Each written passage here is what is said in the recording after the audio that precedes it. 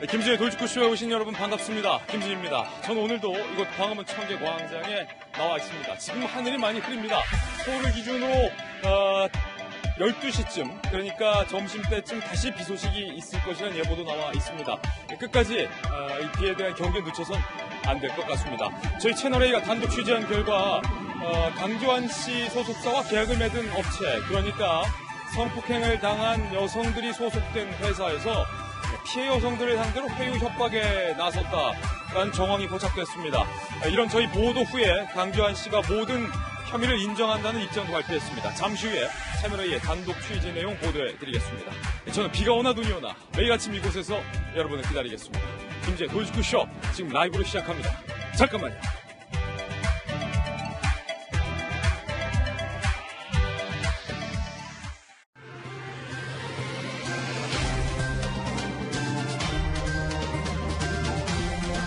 신문 읽어주는 남자입니다. 일본의 경제 보복이 계속되고 있는 가운데 우리 군의 안보와 직결된 심각한 사고가 터졌습니다. 오늘 동아일보가 단독으로 취재한 내용입니다. 우리 군의 정보 당국에서 일본의 무관에게 주요 군 기밀 74건을 2,320만 원 푼돈 받고 건네준 정황이 동아일보 취재 결과 드러났습니다. 이 일본 무관, 군 기밀을 입수하다가 대한민국에서 일본으로 쫓겨났습니다. 급기야 우리 군 관계자가 이 유출한 정보 중에는 중국에서 비밀리에 활동하고 있는 우리 측 정보 요원들의 명단까지 넘겼습니다. 블랙 요원 명단은 중국에 넘겨줬습니다. 하마터면 해외 첩보원 신변 위기를 맞을 뻔했지만 사전에 정보가 유출됐다는 것을 인지한 군 당국이 우리 요원들을 서둘러서 보호해서 다행히 우리 요원들이 적발되지는 않았습니다만 지금 누설된 기밀 자료 목록들을 보면요. 북핵 관련 첩보, 대북 제재 관련 동향, 북한군 동향, 북한 내부 동향 등등의 기밀 문건들이 유출됐습니다.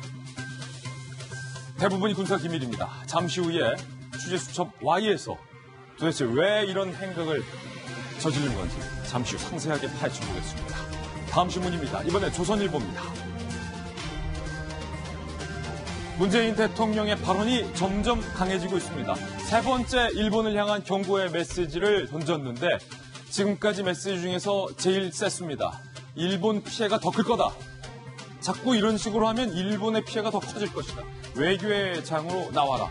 발언 수위를 높인 문재인 대통령 이렇게 얘기했습니다. 대북 제재 위반 의혹을 제기한 건 한국 정부에 대한 중대한 도전이다. 대통령의 심기까지, 불편한 심기까지 드러냈습니다. 우리가 내민 안이 유일한 해법이 아니니까 만나서 논의하자. 라는 말로 대통령의 발언은 마무리가 됐습니다. 잠시 후에 직접 한번 들어보겠습니다. 다음 신문입니다. 이번엔 중앙일보입니다. 지금 광주에서는요, 국제 수영 선수권 대회가 개최되고 있는데, 열리고 있는데, 우리나라가 국제 수영 대회를 개최한 게 이번이 처음입니다. 개최국이 우리나라인데, 사진 한번 보실까요? 우리나라 국가대표 수영 선수의 유니폼 등에 중국, 멕시코 다 새겨져 있는데, 코리아가 없어졌습니다. 유니폼 상표를 가리려고 테이프로 급하게 덕지덕지 붙인 테이핑 마킹만 등에 선명하게 포착됐습니다. 개최국이 이른바 망신을 당했습니다. 왜 이런 일이 벌어진 건지 잠시 후에 상세하게 이야기 나눠보겠습니다. 수영 선수의 수영모에는 심지어 매직으로 코리아를 새긴 장면도 저희가 찾아보니 포착이 됐습니다. 망신살 잠시 후 진단해보죠. 다음 신문입니다. 이번엔 경향신문입니다. 트럼프 대통령이 급기야 유색 여성 의원들에게 이런 말까지 했습니다. 너네 나라로 가라. 원래 나라로 가라. 무능한 나라 출신이라며 조롱을 했는데 트럼프 대통령이 조롱한 이 4명의 의원 중 3명은 미국 출생으로 드러났습니다. 그러니까 무능한 나라 출신이라는 건 미국이라는 얘기입니다. 이 펠로시와 각세운 인물들을 공격해서 내분을 부추기려다 오히려 역효과를 빚고 있습니다. 트럼프 대통령의 가벼운 입이 또 한 번 도마에 올랐군요. 다음 신문입니다. 이번에 한겨레 신문입니다. 한일 관계가 얼어붙어도 이 사진 한번 크게 보실까요? 대형 운동장을 가득 채운 이 불빛들. 뜨거웠던 일본의 BTS 공연 현장입니다. 이렇게나 많은 일본 팬분들이 스타디움 전체를 채웠습니다. 조명 끄고 불빛 비추니까 이렇게 빽빽하게. 일본에서 열린 공연 총 21만 명의 관객이 BTS를 보러 왔습니다. 아무리 정치인들이 언행을 높여도 수위를 높여도 한일 양국의 국민들 사이에 이 감정마저 무너뜨릴 수는 없다. 오늘의 교훈이 아닐까 싶습니다. 다음 신문입니다. 이번에 한국일보입니다. 북한 목선에 뜨거! 당한 국방부가 하루에 3척도 발견한다며 발견 즉시 파기하고 있다라고 밝혔습니다. 이 사진, 우리 군이 바다에서 발견한 북한 목선인데 지금 이 목선은 사람도 안 타 있고 반쯤 반파돼서 이거야말로 정말로 둥둥둥 표류하고 있는 북한 목선입니다. 이것에 대해서 우리가 파기했다. 국방부가 상세하게 보고를 하고 있습니다. 물론 지금 이 행위에 대해서는 잘했지만 이거 누가 보더라도 아무리 봐도 사람도 없고 대공 영유증도 없고 파기하는 거 이게 당연한 겁니다. 당연한 거 자랑하지 마시고 당연히 해야 할 일을 국방부가 좀 제대로 지켰으면 좋겠습니다. 야당에서는 정경두 국방장관의 해임 건의안을 제출할 방침입니다. 지금까지 신문 읽어주는 남자였습니다. 오늘 아침 저와 함께 등판한 등판 선수 소개하겠습니다. 저희 돌직구쇼의 전담 변호사, 검찰의 정통 수사통 출신의 김광삼 변호사님 나왔습니다. 그리고 민주당의 미래, 더 나아가 국회의 미래, 박용진 의원님. 바르다 박 선생, 박정하 전 청와대 대변인. 눈에 보이는 모든 것을 의심하고 분석하라. 한국이미지전략연구소의 허은하 소장님과 돌직구쇼의 명품 시그니처 김병현 박사님 나왔습니다. 모두 어서 오세요. 반갑습니다. 네, 오늘의 키워드 3가지도 공개하겠습니다. 바로 이겁니다. 첫 번째 키워드는요, 조롱. 일본의 산케이 신문이 한국을 조롱했습니다. 두 번째 키워드는 회유. 영화배우 강지환 씨와 협력 사측이 피해 여성들을 회유 협박했다라는 정황이 나왔습니다. 세 번째 키워드는 누더기. 정말로 국제 수영 선수권 대회에서 이런 망신이 없습니다. 개최국인데. 잠시 후에 하나하나 이야기 나눠보겠습니다. 김지희 돌직구쇼 오늘의 탑뉴스로 시작하겠습니다.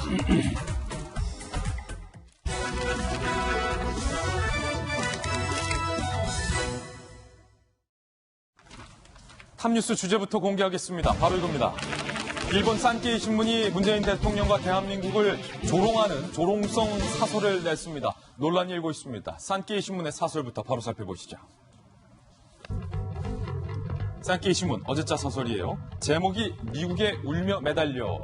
강경화 장관이 폼페이오 국무장관에게 일본을 비판하며 미국 기업에도 악영향 미칠 거라고 호소했다는 말에 귀를 의심했다. 미국에 울며 매달려 중재하게 할 생각이면 오해가 심하다. 그러니까 대한민국 정부에서 미국의 중재자 요청에 대해서 이거 울며 매달려봤자 아무 소용없다. 조롱성 사설을 펴낸 겁니다. 문재인 대통령도 일본에 대한 발언 수위를 높였습니다. 문 대통령의 발언 직접 들어보시죠. 이는 우리 경제가 한 단계 높은 성장을 도모하는 시기에 우리 경제의 성장을 가로막고 나선 것이나 다름없습니다. 결국에는 일본 경제에 더 큰 피해가 갈 것임을 경고해 둡니다. 네, 이 같은 언론 그리고 일본 정치인들의 연일 발언 때문일까요? 일본 국민들의 여론조사 결과도 오늘 하나 발표가 됐는데 어제 아사히 신문의 여론조사 내용입니다. 함께 보시죠. 일본의 이른바 수출 규제에 대한 일본 국민들의 반응 여론조사 결과가 나왔습니다. 56%가 앞에 잘한다, 타당하다, 21%는 타당하지 않다라고 설문조사가 여론조사가 집계가 된 것도 어제 아사히 신문에 보도가 됐습니다. 박정호 대변인, 네. 산케이 사설에서 미국에서 울면서 매달려서 중재하고 있다. 문재인 대통령의 한층 더 높아진 발언 그리고 일본의 여론조사 결과까지. 산케이 신문의 황당한 사설에 대해서는 참 말하기가 어려운데요. 예. 그 1차 이 3대 전략 물자에 대해서 일본이 수출 규제를 하면서 최초에 이제 아베 총리 비롯한 몇몇 정치인이 얘기를 하고 제일 먼저 이제 그 충격적으로 얘기를 시작한 게 바로 이 산케이 신문입니다. 지난 10일, 11일 경우해서 산케이 신문, 아사히 TV, 후지 TV 뭐 등등 해가지고 우리가 전략물자 이 3대 전략물자를 잘못 관리해서 이게 북한에 밀수출되고 있다라는 의혹을 보도를 하게 됩니다. 그리고 나서 그 일본 정부도 지난주에 국민 여러분 다 기억하시겠지만 창고 같은 사무실에서 우리 그 산업자원부 그 관계자들을 맞이하는 일본 그 홀대하는 장면 기억하실 텐데 그 회의 때 우리 당국자가 항의를 하니까 일본 정부마저도 그건 한국 정부가 했다라고 얘기하는 거 아니다라고 했음에도 불구하고 산케이신문 또다시 또 이런 얘기를 했었거든요. 그리고는 급기야 어제는 저렇게 말도 안 되는 조롱성 사설을 썼습니다. 그러니까 지금 양국 그 좀 전에 우리 BTS 공연하는 장면 봤잖아요. 양국 국민 모두 다 그래도 냉정을 좀 찾고자 하고 있는데 일본의 여론조사도 그렇고 나오는 거 보면 일부 정치인들 그리고 일부 이렇게 우익적인 언론 매체들이 그런 걸 자꾸 조장하고 있는 거 아닌가라는 생각이 듭니다. 그래서 좀 더 이럴 때 좀 냉정하게 해서 양국이 서로 간에 지도자 간에 그 오해도 풀고 불신도 풀고 해서 더 미래로 나갈 수 있는 방법들을 정치인들이 찾아줬으면 하는 바람인데요. 국민들 바람도 그에 못지 않은데 그에 호응하지 못하고 점점 이렇게 그 자극적인 언사로 나가는 것에 대해서 좀 안타깝게 생각이 듭니다. 예, 정치인들의 발언과 관련된 이야기, 이럴 때일수록 양군 정치인들 모두가 차분하게 대응을 해야 하는데 반일 감정을 부추기는 정부 여당의 발언을 비판하겠다며 야당에서 발언이 나왔는데 그 발언이 또 막말이라는 논란이 일고 있습니다. 직접 들어보시죠. 댓글 중에 눈에 띄는 글이 있어서 여러분께 소개합니다. 어찌 보면 문통이 낫다더라. 세월호 한 척 갖고 이긴. 자기들 스스로 나라 망가뜨리고 외교 무너뜨려놓고 이제 와서 어찌 이순신 장군 이름을 올리냐고요. 문재인 대통령이 싼 배설물은 문재인 대통령이 치우시는 게 맞지 않습니까? 아베가 싼 배설물은 아베가 치워야 되는 거 맞지 않습니까? 이에 대해서 한국당 미디어국의 입장도 나왔습니다. 막말이 아니다라는 입장을 발표했습니다. 막말에 해당하지 않는다는 게 당의 입장이다. 보도 언론사들에 대해 언론중재위에 반론 보도를 신청할 계획이다. 막말 감별사까지 자처해서 논란이 되고 있습니다. 박용진 의원, 방금 정미경 의원의 발언 들어보셨어요? 예, 어제부터 계속해서 반복해서 읽고 듣고 그러고 있습니다. 근데 이게 막말이냐 아니냐를 떠나서 정치인으로서 품위를 잃은 말은 분명합니다. 주목은 많이 받으셨는데 축하드립니다. 그러나 그렇게 주목받아서 정치인으로 이렇게 이름을 좀 인지도를 높였을 수는 있습니다만, 제1야당의 최고위원이라고 하는 그 지위가 가져야 되는 무게와 책임감 이런 건 전혀 찾아볼 수가 없었고요. 예. 어쨌든 일본 정부와 우리 정부가 날카로운 대립을 이루고 있고 또 우리 정부가 혹시 야당이 보시기에 미숙한 점이 있다 손 치더라도요. 지금 하시는 말씀은 그걸 질책하는 게 아니라 저주하시는 거 아니에요. 이게 저주다. 그럼 국민들 보시기 얼마나 불편합니까? 어려운 때일수록 여야가 손을 잡고 또 국민들이 국론분열 없이 함께 힘을 모을 수 있도록 하는 것이 리더의 역할이고 정치인들의 역할인데요. 아주 실망스럽습니다. 마침 나왔던 그동안은 단독회담을 요구했었던 황교안 대표가 이제 그런 형식에 구애받지 않고 일본과의 이런 마찰 갈등 속에서 여야가 좀 지혜를 모아보자 이러면서 만나자고 했어요. 예, 대승적 결단을 내린 거 아닙니까? 제1야당 대표인 황교안 대표가 내린 이 결단을 완전히 빗발하게 만든 수준 이하의 그런 말씀 때문에 정미경 의원님 저하고도 전에 이렇게 방송에서 여러 번 뵀는데 아주 실망스럽다는 말씀을 솔직하게 드리지 않을 수 없고요. 조금 더 품위 있게 정부를 비판하고 대통령을 비판하면 많은 국민들이 귀를 기울일 겁니다. 근데 계속 그런 식으로 얘기하시면 많은 국민들이 고개를 돌릴 겁니다. 한 가지 더 말씀드리면 저는 이 국면에 계속해서 말씀드렸습니다. 일본 국민들은 지금 BTS에 열광하고 있고요. 도쿄역에서 의인으로 일본인 대신해서 자기 목숨을 희생했던 이수연 씨를 추모하고 있습니다. 그리고 이또 일본을 저격했던 대한민국의 장군 안중근 의사를 존중하는 일본인들도 여전히 많습니다. 마찬가지로 오늘 발표가 됐던데요. 모 신문사에서 발표하는 상을 주는데요. 와다루키 교수, 일본의 대표적인 지성인입니다. 일본의 만행 이런 것들을 고발하고 있는 그런 교수고요. 또 무라카미 하루키 또 기억하실 겁니다. 우리 국민들이 아주 좋아하는 그럼요. 소설가이고요. 미야자키 하야오 또 일본의 대표적인 지성이면서 애니메이션 감독입니다. 저도 여러 편 봤고요. 우리 한일 국민들 간의 연대 우호감은 흐트러지지 않을 거라고 생각합니다. 이걸 흔들지 마라. 예, 잘못 가고 있는 일본 정부 그리고 이에 대해서 우리가 좀 사전에 준비하지 못한 우리 정부에 대해서는 서로 얘기할 수 있습니다만 앞으로는 이 문제를 해결하기 위해서 서로 힘을 좀 모았으면 좋겠습니다. 예, 모 인사가 죽창가, 항일 의병 운동, 정부 여당이 이렇게 반일 감정을 선동하는 듯한 발언도 안 된다. 저희도 재차 비판을 해드렸는데 정미경 의원의 지금 발언, 문재인 대통령이 싼 배설물, 그리고 이순신 장군보다 낫다.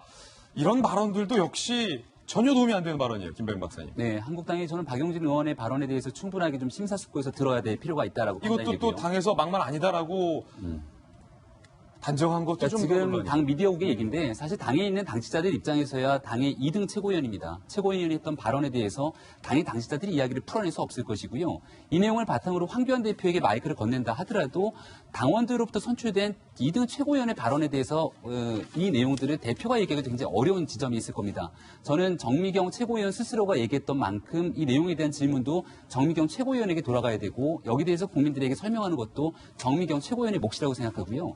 지금 현재 황교안 대표가 이 문재인 대통령과 어떤 형식에도 구애받지 않고 만나겠다라고 하는 제1의 전제 조건은 경제 문제입니다.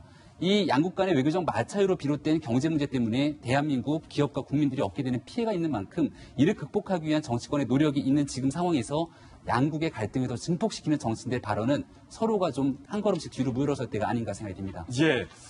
자, 이 막말 논란, 언제까지 계속 막말 논란이 이어질지, 이젠 좀 국민들 보시기에도 지겹지 않을까 싶습니다. 이젠 막말 그만!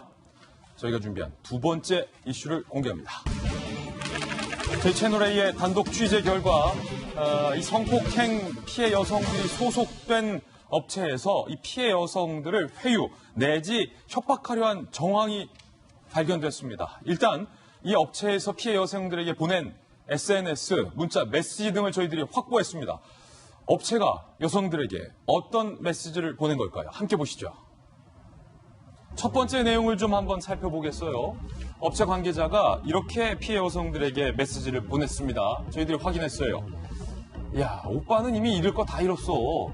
강주한 씨를 의미하는 거죠. 앞서 강주한 씨가 피해 여성들에게 오빠가 미안해 라고 얘기를 한 바 있죠. 강주한, 오빠는 이미 잃을 거 다 잃은 상황이다. 업체 관계자의 말이 이어지는데, 그러니까 그 오빠가 무서울 게 뭐가 있어. 너네가 앞으로 닥칠 일들이 더 무섭지.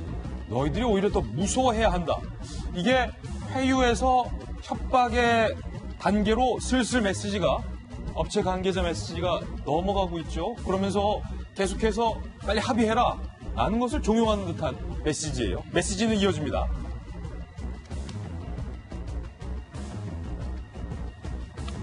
업체 관계자가, 야, 너희들은 그 성폭행 검사 결과만 믿고 있나 본데 그거 왜 다른 걱정은 안 하니? 그쪽은 성폭행 검사 결과가 중요하지 않대. 너희들을 반박할 다른 증거 자료까지 준비하고 있다잖아. 그러니까 성폭행 검사 결과를 기다리고 있었던 피해 여성들, 어찌 보면 피해 여성들 입장에서는 이게 당연한 건데 그 검사 결과도 안 무섭다라고 이른바 협박을 하고 있습니다. 그러면서 내 말은 너네 국선 변호사가 제대로 하겠느냐는 거야. 상대 측 변호사는 엄청난 돈 받고 일하는데 재판 때 기자들이 사진 찍고 난리 날 텐데 너네 그 상처는 어쩔 거야 라고 메시지를 보낸 사실을 저희들이 확인을 했습니다. 하은하 소장님, 네. 지금 이 여성들이 소속돼서 일을 하고 있었던 협력업체예요. 그 업체에서 피해 여성들에게 보낸 문자 메시지 다수를 저희들이 확보했는데 분명한 협박이죠. 협박이죠. 협박 맞죠? 네. 어제 저희가 강지환 씨의 이미지 전략 측면에서 오빠가 미안해는 분명 꼼수 전략이다. 그 이유를 두 가지를 얘기했었는데 그게 딱 들어맞는 그 순간입니다. 정말 고수는 아니구나라는 생각은 듭니다. 진정한 고수의 이미지 전략은 이미지 메이킹을 하지 않는 건데 이건 거짓의 이미지 메이킹을 한 거라고 볼 수 있겠습니다. 그러니까 습관적인 사과죠. 연예인들의 습관적인 사과를 통해서 본인들은 가만히 있고 그 뒤에 이제 소속사들이 움직이기 시작하는 건데요. 퍼스널 마케팅의 저자 필립 코틀러가 그런 얘기를 했어요. 스타는 만들어지는 것이다. 지금까지 혹시라도 강지환 씨의 모든 것들이 만들어진 것이 아닌가라는 의심이 들게 하는 것이 참 안타깝습니다. 그리고 앞으로 이 모든 것들을 강지환 씨의 의지와 진정성이 아니라 그저 소속사가 처리해 나가면서 그게 또 다른 평판이나 명성을 만들어가는 이미지 전략이나 이미지 메이킹이라면 한 번쯤 반성하셔야 될 것 같습니다. 저는 주변에서 사실 성폭행을 받았던 특히 처녀분들 계시잖아요. 그런 분들이 저런 회유를 받고 협박을 받았던 걸 너무 많이 봤습니다. 여성들? 예. 근데 혹여라도 남자가요. 총각이면 저때 어떤 전략이 나오죠? 결혼을 또 이렇게 얘기를 합니다. 예, 그러다가 이제 괜찮아, 뭐만 해줘요. 그럼 어떻게 돼요? 딱 모르는 척 해버리는 거 너무 많이 봤습니다. 우리 강지환 씨는 그러지 않길 바랍니다. 진정한 이미지 전략은 이미지 메이킹을 하지 않는 겁니다. 자, 김광삼 변호사님, 창가 방패, 검사 변호사 지금 다 해보셨기 때문에 이거 법적으로 분명히 지금 따져봐야 될 것 같은데 이 업체가 보낸 메시지가 크게 세 가지예요. 오빠는 무서울 게 없다. 니들이 무서워야 된다. 두 번째는 성폭행 검사 결과는 중요하지 않다. 증거 있다. 세 번째는 너네 변호사보다 우리 변호사가 세다. 이 메시지 법적으로 협박죄로 처벌될 수도 있는 여지이 있습니까? 굉장히 명백하게만 협박이다 이렇게 말하기에는 좀 어려운 측면은 있지만 약간 애매할 수 있다. 그렇죠. 일반적으로 이제 협박이라는 것은 상대방에게 해악을 고지해요. 뭐 하지 않으면 어떻게 하겠다. 그러면 상대방이 공포심을 일으키잖아요. 그거에 따라서 행동하기를 바라는 거죠. 그래서 요즘은 이제 협박죄가 어떤 범위가 좀 넓어지는 경향이 있거든요. 그래서 협박죄에 해당할 가능성이 있다는 거고 원래 합의라는 것 자체는 가서 용서를 비는 거잖아요. 사과하고. 그러면서 어떤 물질적 보상을 해줄 수도 있고 아니면 정말 진정한 사과인 경우에는 물질적 보상 없이 합의할 수 있는 겁니다. 그런데 지금 저 업체 관계자는 자기들과 이권이 개입이 된 거예요. 강진환 씨 측 소속사와. 그러니까 어떻게든지 합의를 해야만이 계속 그 업체와 관계를 유지할 수 있고 또 어떤 강지환 씨 측과 이제 어떤 커뮤니케이션이 됐을 가능성이 크겠죠. 그래서 합의를 하는데 일종의 사과보다는 이제 협박의 방법을 쓴 거예요. 그래서 저런 얘기를 쭉 하고 어떤 얘기를 하냐면 이 만나면은 골든타임이 있다. 골든타임을 놓치면 보상받을 수 없다. 이런 얘기를 해요. 그러니까 빨리 합의를 해줘라. 왜 이 합의가 중요하냐. 강지환 씨의 범죄 행위는 일종의 중간계 추행이거든요. 그것은 나중에 처벌을 받는 데 있어서 합의가 굉장히 중요합니다. 그런데 원래는 말이죠. 합의할 때 직접적으로 접수를 못하도록 되어 있어요. 그런데 이 업체는 또 강지환 씨 가족에게 개인정보, 즉 이 피해자들이 사는 주소를 알려줬거든요. 그거는 리포트 보고 이어가겠습니다. 한 가지만 더 말씀드리면 피해자들은요. 아무리 증거가 명백해도 굉장히 위축돼 있단 말이에요. 그래서 이러다가 만약에 인정이 안 되고 내가 무고가 되면 어떠지 이런 걱정을 할 수 있거든요. 이제 그런 걸 저렇게 힘과 권력과 돈으로 압박을 해서 합의를 하려고 하는 의도를 시도하고 있는데 결과적으로 저거 자체가 강지환 씨가 처벌받는 데 있어서 오히려 불리한 요소로 작용할 수 있다. 이렇게 볼 수 있습니다. 오히려 더 불리한 요소로 작용할 수 있다는 거예요. 방금 김광삼 변호사님께서 말씀하셨던 것처럼 이런 협박성 메시지를 보는 것뿐만이 아닙니다. 만나기 싫다는 피해 여성들에게 피해 여성들이 살고 있는 집 주소를 강지환 씨 가족에게까지 준 것이 확인됐습니다. 정현우 기자가 단독으로 취재했습니다. 피해 여성들은 강지환 씨 측의 합의 요구를 거절해왔습니다. 하지만 업체 측은 강지환 씨 가족에게 피해 여성들의 집 주소까지 알려준 것으로 확인됐습니다. 동의 없이 소속 직원들의 개인정보를 노출한 겁니다. 업체 측이 피해 여성에게 메시지를 보낸 시간, 강 씨 가족은 이미 피해 여성 집 근처에 있었습니다. 만남을 거절하자 전화 통화라도 하라고 재촉합니다. 협박성 메시지도 이어졌습니다. 만남에도 골든타임이 있다며 골든타임을 놓치면 어떤 보상도 못 받고 함께 무너질 수 있다고 엄포를 놓습니다. 전문가들은 2차 가해를 넘어 법적 처벌도 가능하다고 지적합니다. 업체에서 피해자분들의 주소지를 알려준 것은 있을 수 없는 일이고 손해배상은 확실히 가능하고요. 협박이 될 수도 있어 보이고요. 업체 측은 답변을 회피했습니다.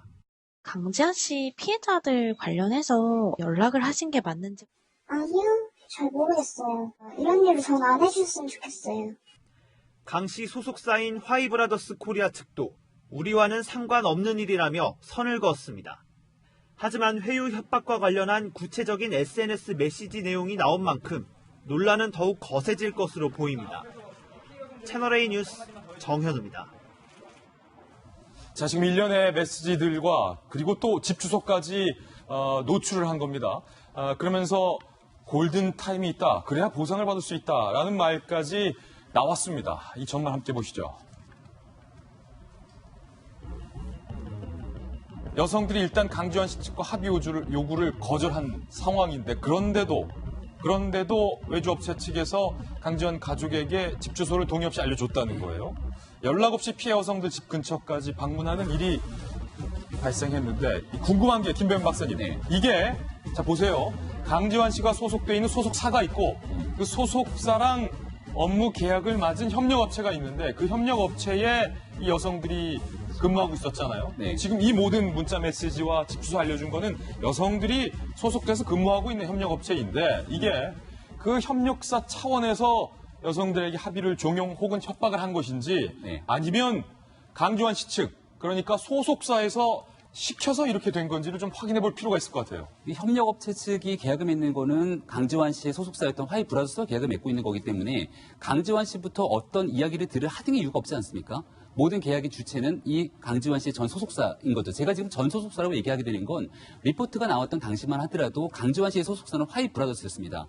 근데 문제가 불거지고 나서 때문인지는 잘 모르겠으나 여러 가지 일들에 대해서 신의 성실을 위반했기 때문에 강지환 씨와의 모든 전속 계약을 해지한다고 또 발표를 했습니다. 그래요? 그러니까 지금은 이 소속사와의 계약이 해지된 상태로 볼 수 있는데 그렇다면 합리적인 의심을 제기할 수밖에 없는 이유는 강지환 씨의 문제를 풀어내기 위해서 피해를 입은 여성들과 합의가 필요할 것이고 합의가 필요해서 누군가가 개입을 했다면 여기에 대해서 가족이라든지 아니면 외주업체에 대한 개입보다는 소속사가 주체적으로 무언가를 나서지 않았겠느냐라고 하는 질문이 가능한 건 아니겠습니까? 근데 이런 측면에 대해서 조금 전에 인터뷰 내용에서 전혀 그런 일이 없다라고 하고 그리고 나서 계약을 해지하는 일련의 과정들을 우리가 지켜보게 됐을 경우에는 뭔가 석연치 않다. 피해자분들에 대해서 정말 진심으로 뉘우치고 사죄하면서 반성의 의지가 있는 것인지 아니면 형량을 줄여보기 위한 목적으로 합의를 종용하는 과정에 무리수를 던진 것인지 따져묻지 않을 수가 없는 내용이겠죠. 피해 입은 여성들 입장에서는 사실은 합의라든지 보상에 대한 문제를 일절 배제하고 여기에 대해서 지금 굉장히 받고 있는 극심한 스트레스들이 가득할 텐데 이 문제를 이렇게까지 2차, 3차 가해가 이뤄질 정도로 끌고 가는 부분들에 대해서는 정말 개탄을 금할 수 없는 일이 아닐 수 없습니다. 자, 박정화 대변인, 이 피해 여성들이 어찌 보면 굉장히 무서웠을 것 같아요. 합의하기 싫다, 가족들 만나기도 싫다라고 했는데 본인이 근무하고 있었던 회사에서 수차례 협박성 메시지를 받고 나서 야, 좀 만나봐, 얘기라도 하자는 건데 보상 받아야지. 얼마나 무서웠을까요? 좀 전에 김병민 박사 말씀 주신 것처럼 사실은 이게 이제 어떤 사안이 터지게 되면은 그걸 전체 지휘할 사령부가 형성이 될 거 아니에요. 그게 지금 보여지면 그 연예기획사 화이브라더스 일 거로 추정이 되는데 김병민 박사 말씀하신 것처럼 지금 진행이 되면서 꼬리 자르기 위해서 이제 전속계약자 해지하고 뭐 이러는 거예요. 근데 정작 당사자인 피해자들은 지금까지 믿었던 외주업체로부터도 합의해라, 뭐 전화 통화라도 해라, 집에서 만나봐라 라는 얘기를 자꾸 들으면서 압박을 받고 있고 그다음에 정작 연예기획사로부터는 이 외주업체는 갑을 관계이기 때문에 또 꼼짝을 못하고 있고 어디 가서 하나 하소연할 수 없는 그런 상태가 되어가고 있는데요. 제가 볼 때는 저는 이런 얘기 좀 하고 싶어요. 이 화이브라더스라는 연예기획사가 얼마나 많은 연예인을 소속시키고 있는지는 잘 모르겠습니다만 굉장히 많은 우리 청소년들이 연예인들에 대해서 많이 롤 모델로 삼으면서 좋아하고 따라하고 그러고 있잖아요. 그런데 이런 일이 생기게 되면은 그 연예기획사가 냉정하게 생각을 해서 전체 팬들한테 미칠 영향, 그다음에 연예인한테 미칠 영향, 뭐 물론 회사에 미칠 영향까지 고려를 해야겠습니다만 그래도 사실관계에 대해서 충실하게 그리고 피해자의 입장에 서서 정리를 해주고 우리 자라나는 청소년들이 팬들이 마음 상하지 않게끔 해야 되는데 이거는 다 없애버리고 사실관계를 흐트러뜨려 놓고 난 다음에 또다시 조작된 연예인의 이미지를 만들어서 그걸 가지고 또 어떻게 회사를 운영해 보려고 하는 그런 상황인 거잖아요. 저는 이런 사태부터 좀 앞으로는 좀 정리를 좀 해 나가야 앞으로 이 연예인 사건 생기고 그거에 대해서 또 회유 협박하려고 하고 그리고 피해자들은 어디 가서 또 말도 못하고 하는 이런 일들이 반복되지 않을 거다라는 생각을 좀 합니다. 예, 강주환 씨는 구속됐고 이 협력업체가 뒤에서 여성들을 회유 내지 협박하고 있는 와중 일련의 상황을 저희들이 보도한 이후에 강주환 씨가 입장을 냈습니다. 이런 입장입니다. 모든 혐의를 인정한다. 본인이 성폭행을 했고 다른 한 명은 성추행을 했다라는 사실에 대해서 인정을 한다는 거예요. 크나큰 상처 입으신 피해자분들께 진심으로 사죄한다. 이제는 뭐 오빠, 동생 이런 말도 안 쓰죠. 죗값을 달게 받고 속죄하며 살겠다. 계속해서 술에 취해 기억이 안 난다라고 했던 강주환 씨가 모든 혐의를 인정한다라고 돌연 입장을 바꿨어요. 이 말은 김광삼 변호사님, 지금까지 경찰, 검찰 조사에서는 술에 취해 기억이 안 난다라고 주장했지만 사실은 기억 다 하고 있었다는 거 아니에요? 그러니까 혐의를 인정하죠. 일반적으로 제가 아까 말씀드린 것처럼 술에 취한 여성에 대해서 성폭행을 하면 중강간이라고 그래요. 근데 중강간 성범죄의 특징이 있어요. 항상 가해자 측에서는 서로 술에 취해서 합의에 의한 성관계였다 이렇게 주장을 한단 말이에요. 아마 강주환 씨가 물론 술에 취해서 기억이 안 났기 때문에 할 수도 있지만 결과적으로 보면 술에 취해서 한 거기 때문에 합의한 성관계다. 그런 여지가 있을 가능성이 크기 때문에 처음에 그러한 얘기를 했을 어떤 이유가 있다고 봅니다. 기억이 안 난다는 그렇죠. 바로 뒤에. 그런데 수사를 하는 과정을 보니까 피해자들의 진술이 너무나 구체적인 일관성이 있고 이제 본인의 어떤 관련된 DNA일지 이런 검사 결과를 보니까 이건 빠져나갈 수 있는 그런 것이 아니에요. 이제 그렇다고 한다면 일단 혐의를 다 인정할 수밖에 없는 거고 혐의를 인정하면 그다음에 제일 중요한 게 뭐겠어요? 합의죠. 그런 합의와 관련돼서는 무조건 합의를 해야 한다는 그러한 마음을 먹고 이제 가족들이 나서게 된 거라 보는데 일반적으로 합의 과정에서 2차 피해가 많이 일어납니다. 그 이유는 뭐냐면 지금 피해자 입장에서는 굉장히 어떤 트라우마랄지 심리적 상처가 낫지 않고 계속 진행 상태예요. 그럼에도 불구하고 가해자 측에서는 무조건 합의만을 하기 위해서 몰아가는 경향이 있거든요. 그래서 현재 지금 어떤 법이나 실무 관행 자체는 피해자에 접촉할 수 없도록 되어 있어요. 만약에 저 업체 자체가 가족들에게 그 주소를 알려주려고 하면 피해자들에게 피해자들이 합의를 하고 싶다는데 만나볼 의향이 있느냐 이렇게 물어봐야 하는 거예요. 그게 정석이다. 그렇죠. 그래서 피해자들이 아니요 의향이 없습니다 하면 절대로 만나게 하면 안 되는 거예요. 그렇지만 업체 측은 이렇게 잘못을 저지르고 있는 거고 일반적으로 기소된 사건 같은 경우에 있어서도 법원에다 허가를 얻습니다. 피해자와 합의를 하고 싶은데 피해자 의사를 좀 알았으면 좋겠습니다 하면 법원서 피해자에게 연락을 해요. 합의 의사가 있느냐? 있다고 하면 연락처를 알려줘서 변호사하고 직접적인 가해자 본인이나 가해자 가족들과는 접촉할 수 없게 되어 있어요. 그럼 변호사 통해서 합의 여부를 서로 협의할 수는 있어요. 그렇지만 저렇게 일방적인 저러한 것들이 사실은 피해자들에게 정신적 굉장히 2차적 가해를 가한다고 볼 수 있는 거죠. 예.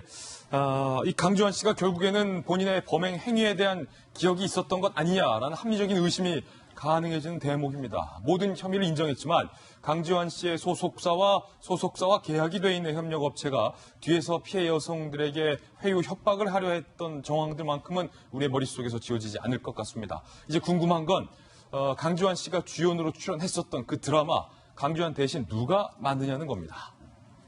관련된 소식이 하나 나와서 또 소개를 해드리겠습니다.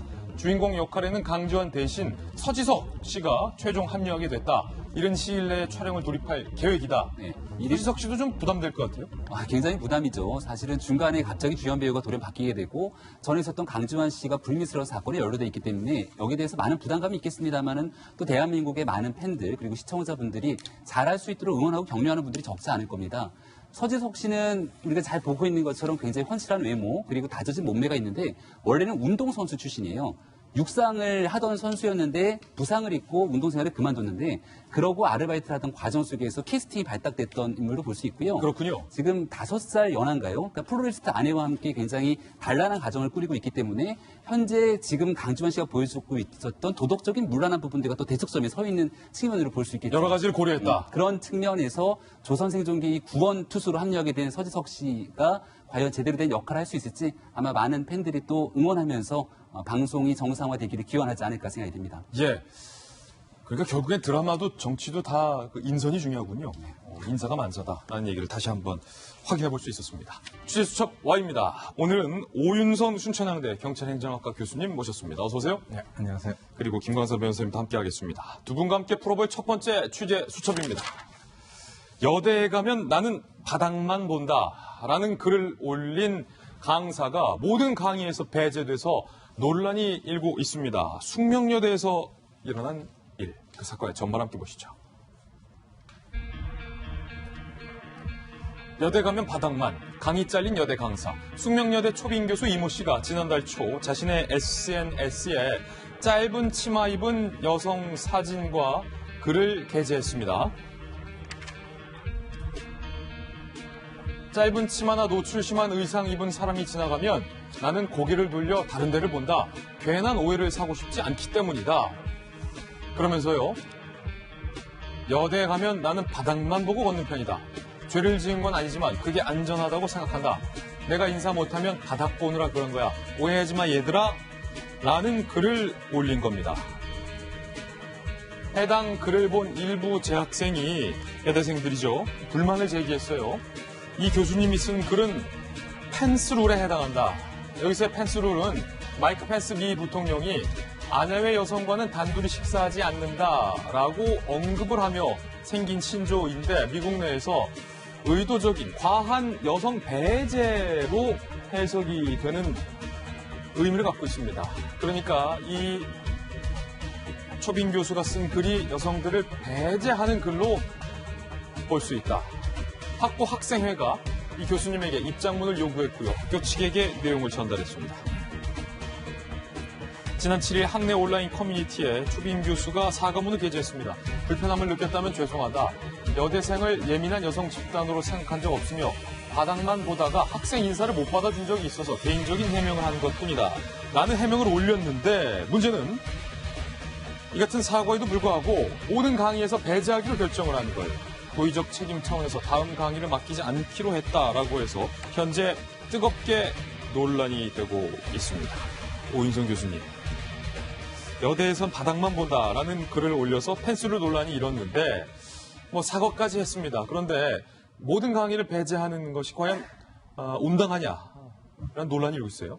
그래서 이제 이게 이번에 이 글을 올린 이분의 의사가 반영이 된 것인지 아니면은 학교 측에서 이것이 문제가 크게 될 것 같으니까 아예 좀 선제적인 조치를 한 것인지 그건 잘 모르겠습니다만은 글쎄요, 지금 거기에 대해서는 여러 가지 의견들이 나오고 있습니다. 예를 들어서 이제 이 남성들 위주의 어떤 그런 의견들은 보면은 시선 폭력이고 보지 않으면은 바닥 보고 걷는다라고 해가지고 이것을 갖다가 또 문제를 삼느냐 이제 이렇게 얘기를 하는 것도 있고 한데요. 제가 볼 때는 이제 이분이 글쎄요, 학생들, 저희들도 이제 학교에 가다가 보면 학생들이 인사를 하는 걸 갖다가 어떻게 보면 또 실수를 할 때가 있어요. 그런 것들은 이제 나중에 또 만나서 내가 그때 못 봤다 이렇게 얘기를 하는 그런 경우도 있는데 이분 같은 경우는 그것을 어떻게 이제 해석을 했냐면 이 자기 인스타그램에 짧은 치마 입은 여성 하반신 사진을 올렸단 말이에요. 그걸 올리면서 이제 그렇게 노출 심한 여성이 지나가면은 자기는 오해받고 싶지 않으니까 바닥을 보고 걷는다. 사실 이제 그렇게 본인이 그렇게 생각을 했다라고 하는 건 자유예요. 그래서 이제 작은 오해를 불식시키려고 그렇게 이제 올린 것인데 그것이 어떻게 보면은 이걸 공개를 하다 보니까 더 큰 오해를 이제 불러들인 셈이다. 어떻게 보면 자기가 이제 땅만 보고 그러면은 다른 분들이 생각할 때는 저분은 땅에 돈 떨어진 거 보고 땅에 돈 떨어졌나? 예, 그거 보고 걷는다 이렇게 생각하실 거 아니에요? 근데 이제 그렇게 얘기를 한 것이고요. 사실 이제 이 생각이라고 하는 것은 자유입니다. 이 사람이 어떤 사고에 있어서 자유를 갖고 있는데 이 생각이라고 하는 것을 뭔가 어떤 게 표현을 하면서 그것을 행동으로 옮긴다라고 하면은 본인이 원든 원하지 않든 거기에 대한 어떤 책임과 결과가 있다라고 하는 것이죠. 그리고 이제 이분 같은 경우는 특히 이제 학교에서 지금 강단에 서는 그런 입장이기 때문에 본인의 여러 가지 어떤 일거수일투족 또는 하나 올리는 거 이런 것에 대해서 조금 더 신경을 썼어야 되지 않았겠는가 하는 생각이 듭니다. 그렇군요. 숙명여대 재학생들 한번 만나봤습니다. 어떻게 생각하는지 직접 들어보시죠. 마치 본인이 피해를 보는 것처럼 말을 한 거니까 여성 때문에 자기가 바닥만 보고 다녀야 된다라는 식으로 말을 한 거는 좀 개인 자유인 건데 그거를 너무 좀 과격하게 표현한 게 없지 않아 있는 것 같아요. 자, 이번 논란과 별개로 사실은 그간 이제 특히 어떤 남성들이 조심하자는 차원에서 지하철에서 이른바 엑스맨들이 많다. 그러니까 이러고 다니는 사람들이 많다. 불필요한 오해를 불러일으키지 않기 위해서 뭐 이런 기사들은 지금 계속 보도가 되고 있는데 이 교수님은 이제 땅을 보고 가는 유형이군요. 근데 일단 뭐 SNS에 짧은 치마를 입은 여성을 게재한 것 자체는 여성의 어떤 성적 대상화 그런 것 때문에 부적절하다고 볼 수는 있다고 봐요. 그런데 나는 어떤 오해를 받지 않기 위해서 또 안전하기 위해서. 근데 안전하다는 건 그거 아니었어요. 어떤 그런 범죄 행위에 휘말리기 싫어서 땅을 보고 다닌다. 근데 이것은 본인의 어떤 개인적 성향과 스타일이라고 봐요. 그래서 그거 자체에 대해서 뭘 우리가 비난할 수 있는 여지가 과연 있는가 그걸 한번 생각해 봐야 한다고 보고 단지 이걸 SNS에 올렸기 때문에 더군다나 이제 학교에서 강의하는 이제 초빙 교수거든요. 그래서 그 부분에 대해서 뭐 논란의 여지는 좀 있다고 봐요. 근데 이거 자체가 어떤 여성들로부터 내가 피해를 받고 있다 이렇게 해석한 것은 저는 과도한 것이 아닌가 생각이 오히려 그렇죠. 저는 이제 저 변호사이기 때문에 성범죄와 관련 사건을 굉장히 많이 다루다 보니까 지하철에서 오해 아닌 오해를 받을 수 있는 사건들이 많이 나요. 그래서 제가 지하철을 탈 때는 여성들이 많이 서 있는 곳은 되도록 피합니다. 그러면 왜 그러냐? 그러면 사실 저는 의도가 없지만 지하철이 흔들린다랄지 아니면 경우에 따라서는 사람이 굉장히 많으면 손잡이를 잡을 수가 없어요. 그런 경우에 있어서 어떻게 나의 의사와 상관없이 오해받을 수 있는 행동이 일어나면 거기에 대해서 저는 아니라고 주장하지만 피해 여성이 피해를 받았다고 하면 굉장히 제가 억울한 처지에 있을 수도 있기 때문에 그걸 예방하자는 차원에서 그렇게 일부러 그런 행동을 하는 경우가 있거든요. 근데 이걸 내가 SNS에 옮겼다. 그러면 이건 여성을 비하하고 여성에 피해를 주는 것인가? 그 부분에서 우리가 생각해 볼 필요가 있고. 이거처럼 똑같이 펜스룰에 해당하는 거냐? 그렇죠. 저는 펜스룰과는 좀 관련이 없다고 봐요. 그리고 이분이 이제 초빙 교수인데 초빙 교수가 강의가 배제됐는데 자기 의사에서 배제가 됐겠습니까? 초빙 교수는 정말 되도록이면 많은 강의를 하고 싶어 하죠. 그렇지만 이러한 자금하는 논란과 거기에 대해서 보는 시각이 곱지 않다고 그래서 초빙 교수에 대해서 강의를 배제하는 것은 이건 저는 과도한 조치라고 봅니다. 현재까지 이 강의 배제와 또 이 초빙 교수의 글과 관련돼서는 찬반양론이 좀 분명히 존재하는 것 같기 때문에 여론이 어떻게 좀 변화해야 할지도 좀 더 지켜봐야 할 것 같습니다. 이번에 두 번째 취재 수첩 사건입니다. 스파이 행각을 벌인 일본 무관이 적발됐습니다. 우리 군 간부가 내통을 해왔습니다. 이 사건의 전말, 충격적인 전말 함께 보시죠. 주한 일 무관, 북점 첩보 빼내다 귀국 조치. 주한 일본 대사관에 파견된 자위대 영광급 장교 무관 2명이 얽혀있는 사건입니다. 2013년에서 2017년 각각 54건과 20건씩 총 74건의 북 관련 군사기밀, 우리 군 기밀을 입수했어요. 우리 군 내부에서는요, 문건을 제공하는 대가로 2,320만 원을 총 챙긴 것이 이번에 파악이 됐습니다. 빼낸 문건은 모두 3급 기밀 문건 이상이었어요. 예컨대 함남, 평남 지역에 있는 미사일 무기들, 저장 시설의 위치와 저장량, 북한이 해외 미사일 기술자를 채용했다라는 정보, 북한의 SLBM 잠수함 개발 정보, 대북제재 품목 일반입 동향 등등 우리 군에서 수집한 이른바 3급 군 기밀 정보들을 일본 무관에게 돈 받고 판 거예요. 검찰은 지난해 정보사 전 간부 등 2명을 기소를 한 상황입니다. 그리고 일본 무관 1명을 제네바 협약에 따라서 페르소나 논 그라타, 외교적 기피 인물로 주운하는 조치가 필요하다고 판단을 해서 해당 무관을 일본으로 돌려보냈습니다. 가담 정도 낮은 또 다른 무관은 한국 측 항의받고 지난달 출국을 했고 올 1월에 1심 판결 나왔어요. 우리 군 간부에 대해서 정보사 전 간부는 징역 4년, 그리고 이 정보를 세탁해준 북한 관련 단체 대표에게는 징역 2년에 집행유예 3년이 선고가 됐습니다. 교수님, 저는 그 일본 무관이 우리 군 관계자로부터 돈을 주고 정보를 빼내가려 한 것보다 그것도 괘씸하지만 우리 그 군기 빠진 군이 말이에요. 그 돈 몇 푼에 우리 군의 기밀 정보를 일본에게 팔아넘긴 이게 좀 더 괘씸합니다.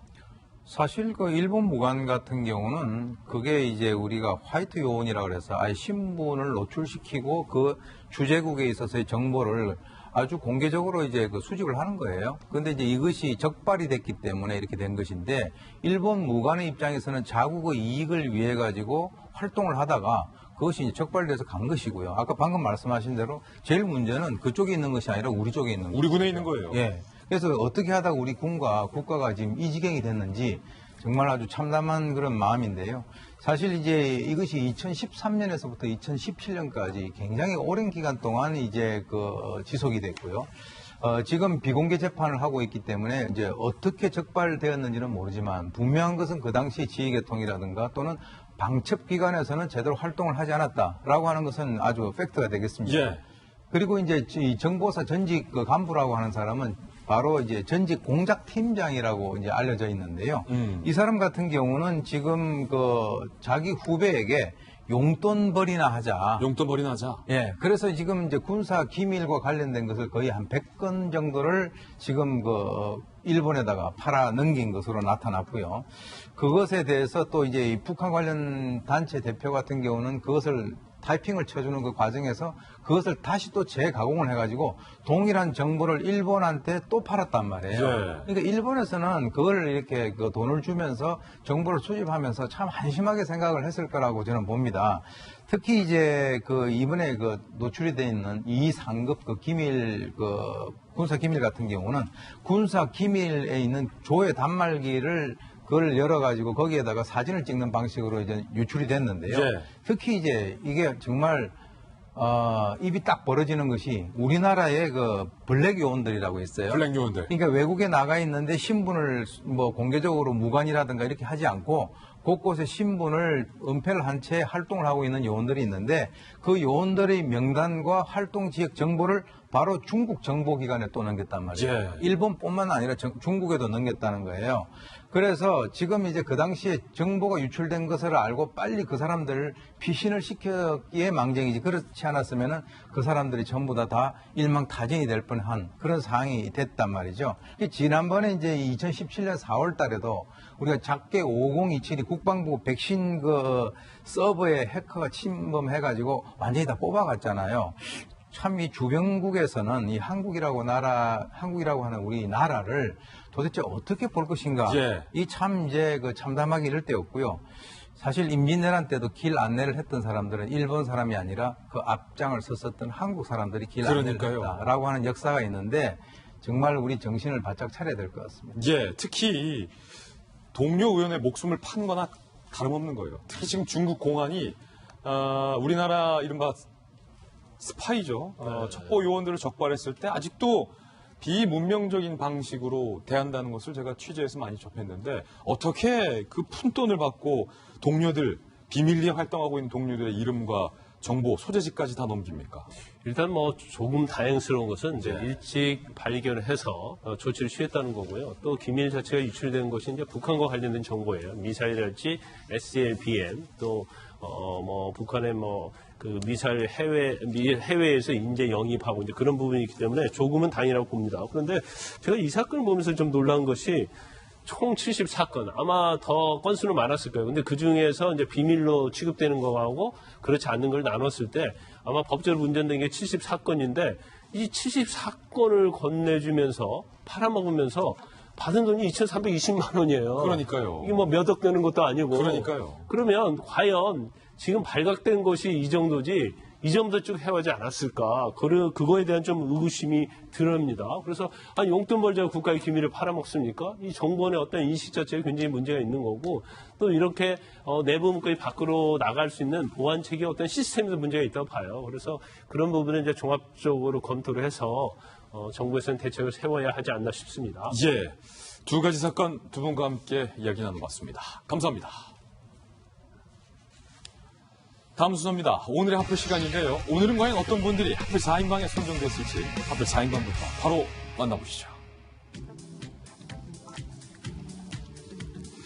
김준기 전 DB그룹 회장, 그리고 선박에서 뭔가 좀 사고가 있는 것 같아요.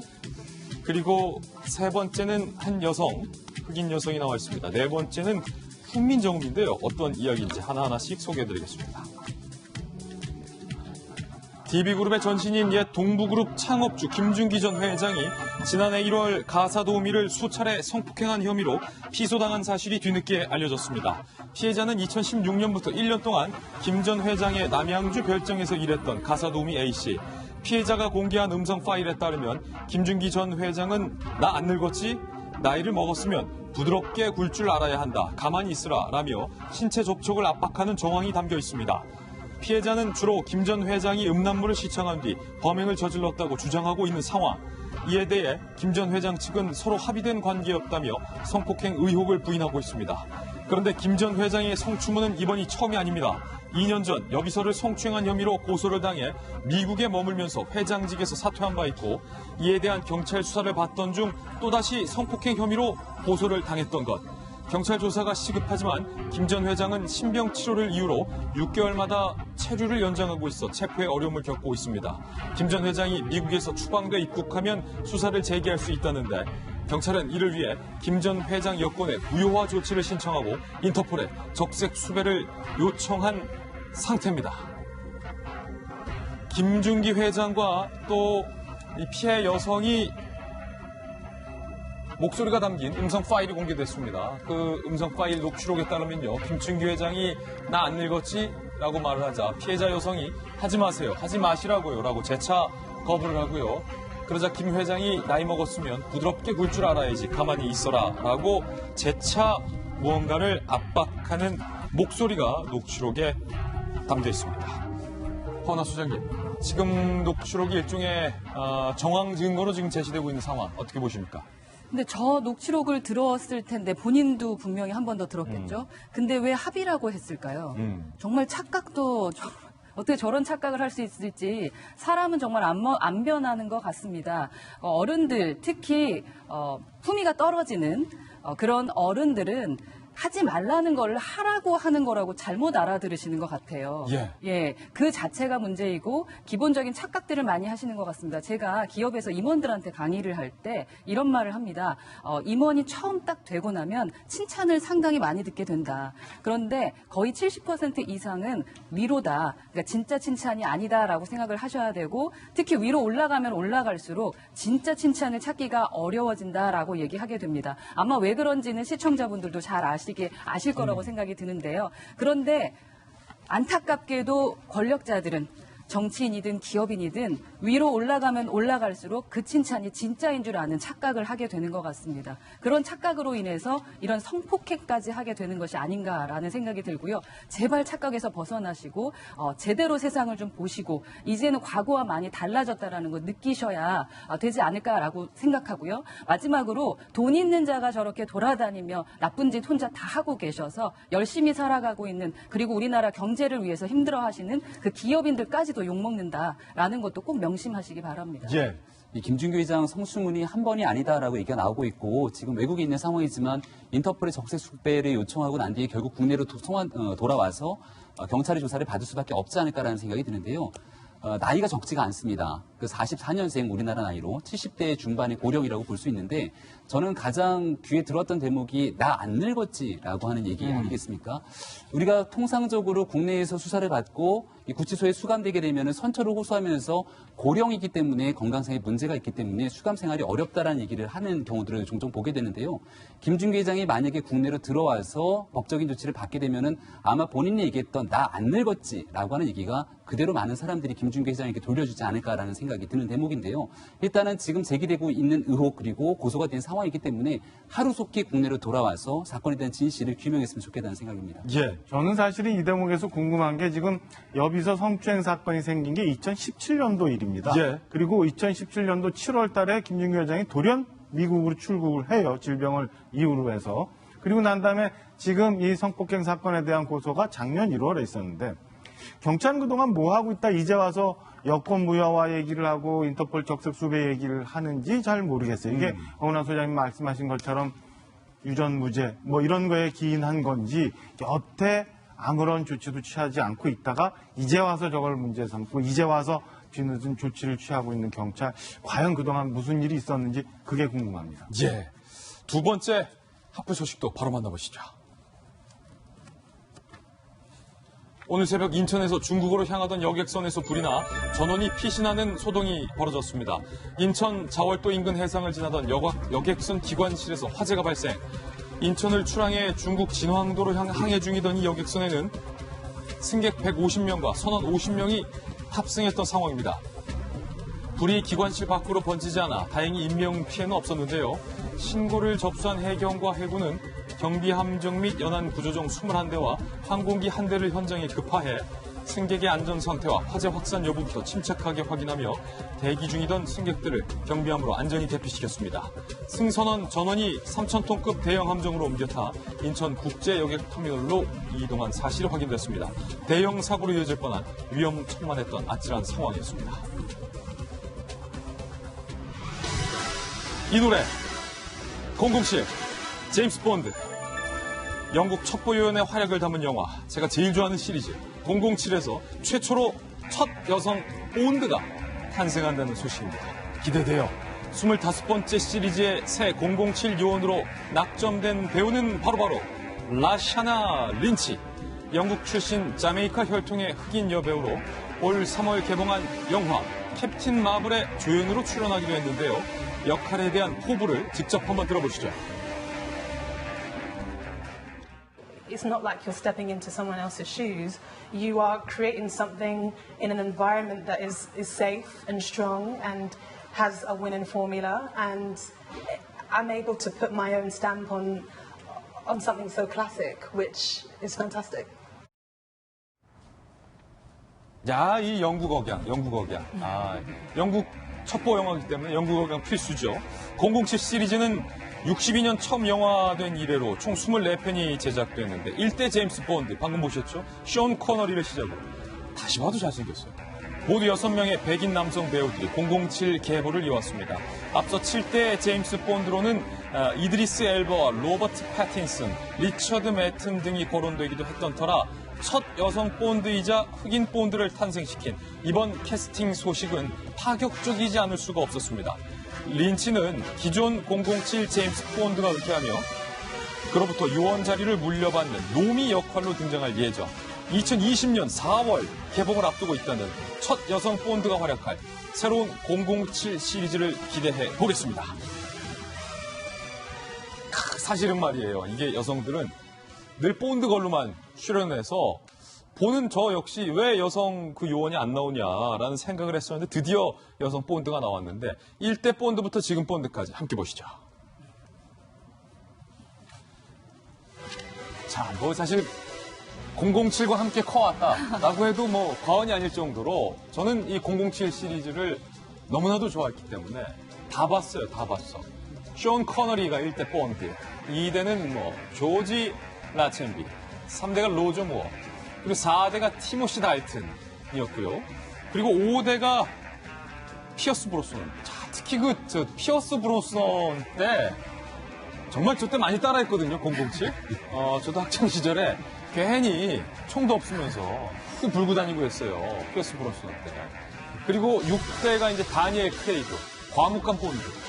말보다는 몸으로 뭔가를 보여주는 다니엘 크레이그가 열연했고 7대에 이르러서 이제 라샤나 린치 씨가 낙점이 된 겁니다. 박용진 의원님, 007 좋아하시죠?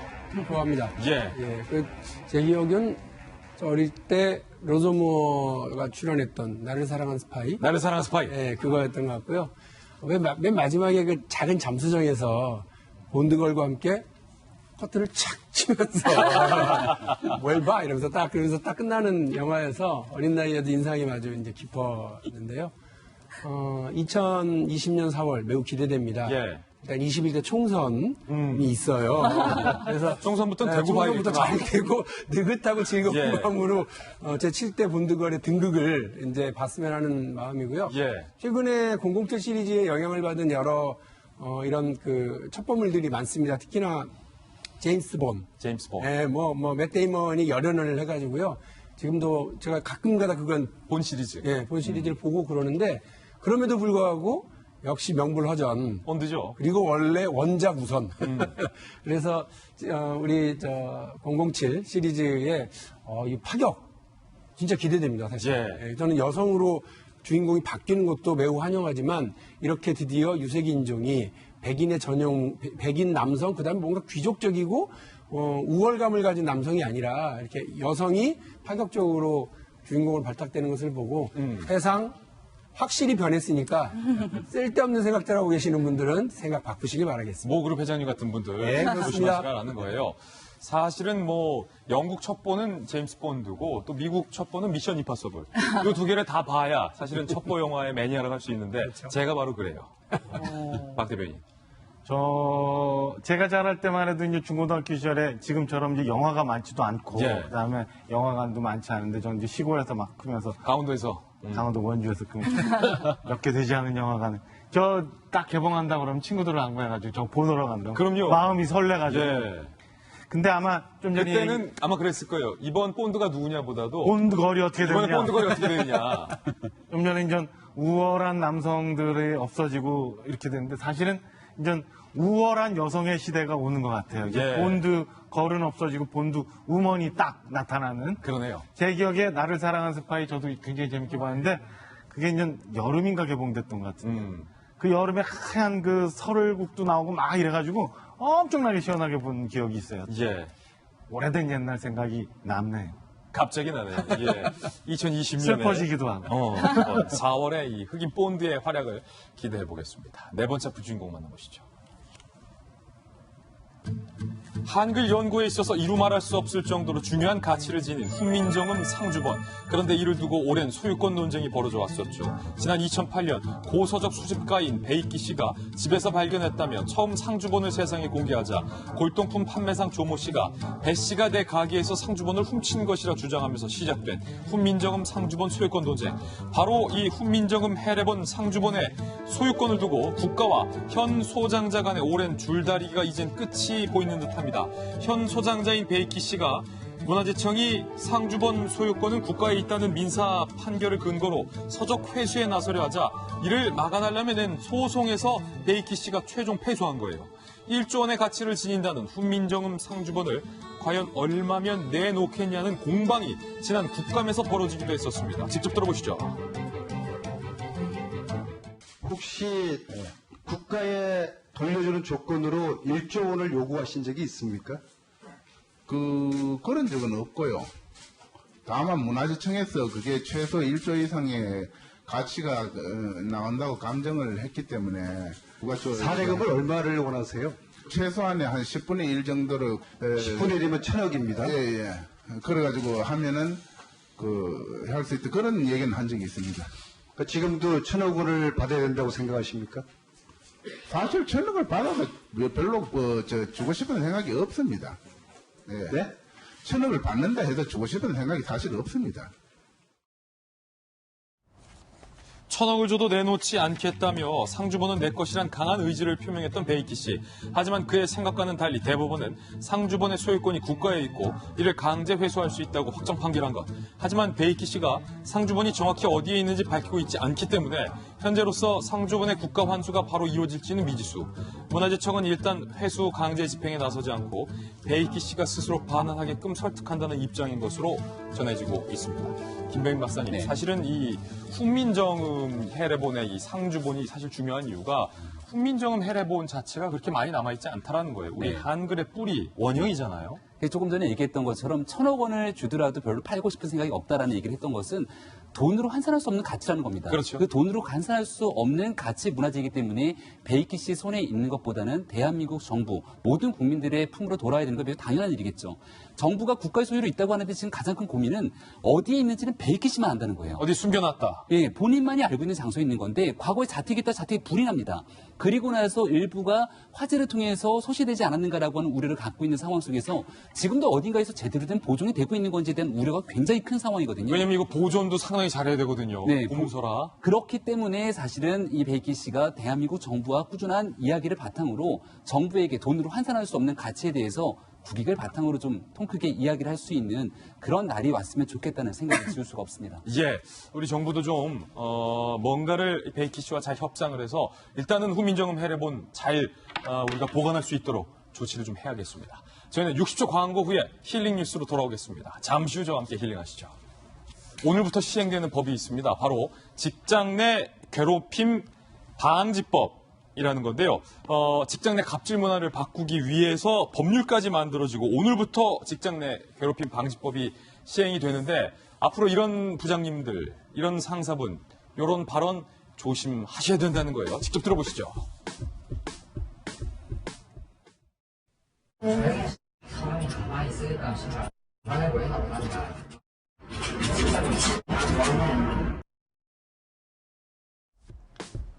자, 방금 들으신 이 말, 개인 SNS가 아닌 회사 메신저로 보고했다는 이유로 한 직장 상사가 이제 아래 직원에게 한 막말입니다. 이런 거 모두 다 처벌 대상이 된다라는 거죠. 김광선 변호사님. 네. 일단 사실 저게 자율적으로 이루어져야 하는데 법적으로 규제하는 것 자체에 대해서는 굉장히 안타까운 측면이 없어요. 그런데 자율적으로 하려고 하는데 안 되니까 법적으로 규제하는 거 그러니까요. 그런데 법보다도 아마 직장 상사가 갑질하지 않고 서로 상생하는 그런 직장 문화를 이끌어가는 게 제일 중요하다고 봅니다. 예, 많은 우리 직장 상사의 그동안 부당한 지시와 또 폭언 협박에 마음 졸였던 여러분들에게 희소식이 아닐까 싶어서 오늘 힐링 뉴스로 선정을 해봤습니다. 이제 부장님들, 본부장님들 이러시면 안 된다. 다시 한번 재차 강조드립니다. 오늘 저희가 준비한 소식들 모두 전해드리겠습니다. 저희는 내일 아침에 더욱더 풍성한 소식 들고 여러분께 인사드리겠습니다. 오늘 하루는 분명 어제보다 나을 겁니다. 좋은 하루 되십시오. 고맙습니다.